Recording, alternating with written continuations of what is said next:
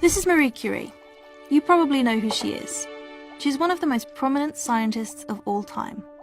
She was the first and only person in history to win 2 separate Nobel Prizes in 2 separate sciences.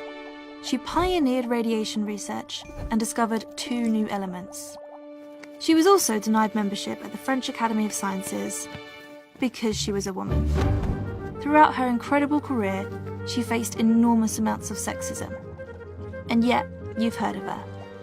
Despite all the obstacles, she succeeded in her career and was recognised for her achievements. But what about the women that didn't?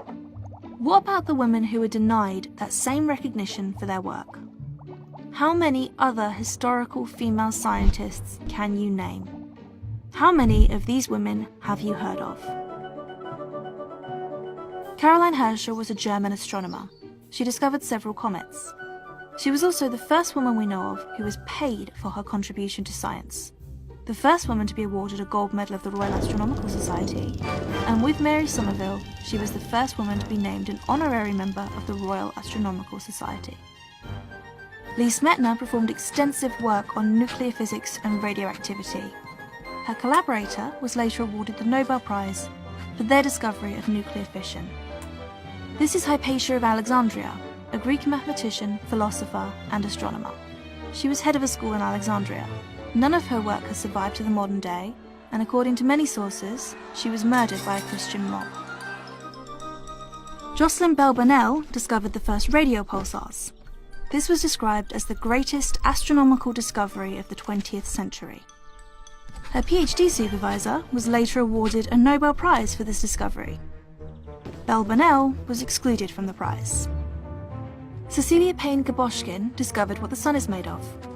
The leading astronomer of the day dismissed her hypothesis and encouraged her not to present her findings.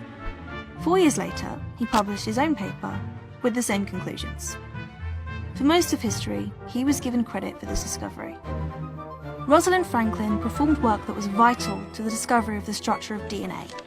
Her colleague shared her work without her permission with James Watson and Francis Crick.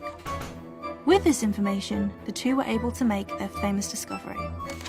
Watson and Crick, along with Franklin's colleague, were later awarded the Nobel Prize for the discovery. Franklin was excluded. Emmy Noether was a mathematician who made enormous contributions to rings, fields, and algebras. Noether's theorem has been called one of the most important mathematical theorems ever proved in guiding the development of modern physics. She had to work without pay for 7 years after completing her dissertation, as women were excluded from academic positions at the time. Later in her career, she had to lecture under a male colleague's name, as the faculty at her university objected to a female lecturer. These examples are horrifying, but surely that's all over now. Women can attend university after all, they can lecture, they can publish their own results. So what's the problem? Unfortunately, sexism in STEM is still a major issue.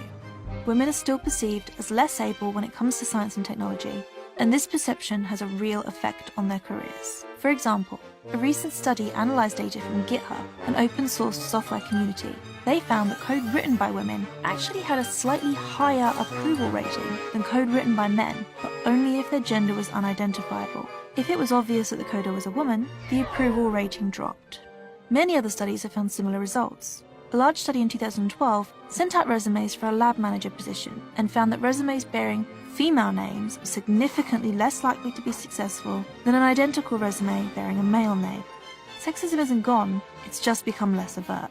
Society cannot progress when half our population is held back from achieving their full potential. Imagine where we would be if women had been educated to the same standards as men throughout history. Imagine what these women could have accomplished if they had not had to battle sexism, if they could simply have focused on science. Every year there are improvements for women in STEM. More and more women are entering science and technology fields. But discrimination still exists, and it is the responsibility of every person who cares about science to help fight this prejudice and to help ensure that examples like those listed in this video never happen again.